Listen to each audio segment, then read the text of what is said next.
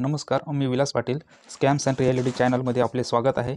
सध्या शिक्षक भरती सुरू असून त्यात मराठी माध्यमाच्या शाळांमध्ये मराठी माध्यमातून शिक्षण घेतलेल्या अभियोग्यताधारकांना डावलून इंग्लिश माध्यमाच्या उमेदवारांना संधी देण्यासाठी आयुक्त स्तरावरून आणि मंत्रालय स्तरावरून मोठ्या प्रमाणावर जागा देण्यात येत आहेत.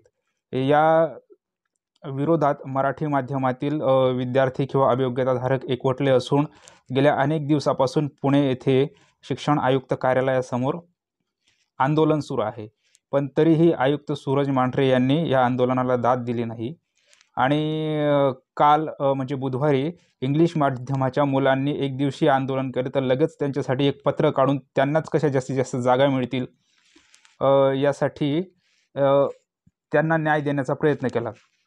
मराठी माध्यमातून शिक्षण घेतलेल्या विद्यार्थ्यांनी इंग्लिश विषयातून डी.एड. बी.एड. केलेले आहे, M.A. केलेले आहे, तरीही त्यांना मराठी माध्यमाच्या शाळांमध्ये संधी दिली जात नाही. साधन व्यक्ती म्हणून संधी दिली जात नाही आणि मराठी माध्यमाच्या आणि सेमी इंग्लिश तुकड्यांवर मराठी माध्यमाच्या उमेदवारांना संधी न देता इंग्लिश माध्यमाचे जे अभियोग्यताधारक आहेत त्यांना नोकरी देण्यासाठी जागा वाढवून दिलेल्या आहेत.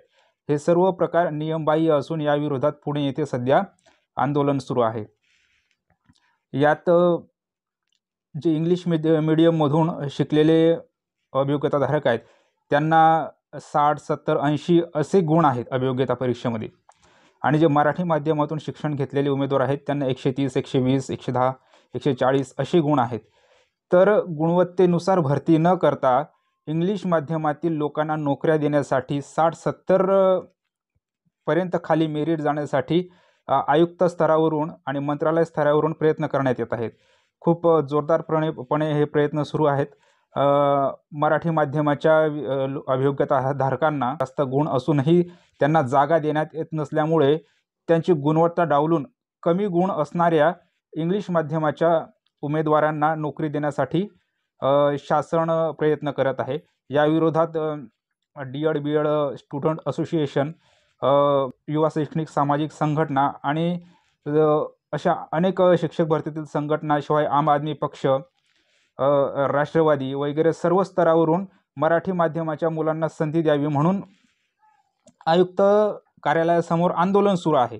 पण त्या आंदोलनाला दाद दिली जात नाही. वास्तविक पाहिले तर इंग्लिश माध्यमातून ज्यांनी शिक्षण घेतलेले आहे त्यांना इंग्लिश माध्यमाच्या शाळेवरच शिक्षक म्हणून नियुक्ती करण्यात यावी. पण त्यांना इंग्लिश माध्यमाच्या शाळेवर तर नोकऱ्या दिल्या जातच आहेत, परंतु मराठी माध्यमात सुद्धा त्यांना नोकऱ्या दिल्या जात आहेत आणि त्यामुळे मराठी माध्यमात शिक्षण घेणाऱ्या जे विद्यार्थी होते किंवा जे भावी शिक्षक आहेत त्यांची गुणवत्ता डावलून हे प्रकार सुरू आहेत. त्यामुळे हे आंदोलन सुरू आहे. आज आयुक्त कार्यालयासमोर शिक्षण आयुक्त हटाव म्हणजे सूरज मांढरे यांना हटाव आणि गुणवत्ता बचाव म्हणून जोरदार निदर्शने करण्यात आली. बघूया आम्हाला गुणवत्तेला प्राधान्य देतात की इंग्लिश माध्यमाच्या लोकांसाठी मराठी माध्यमावर अन्याय करतात, हे पुढील काळच ठरवणार आहे.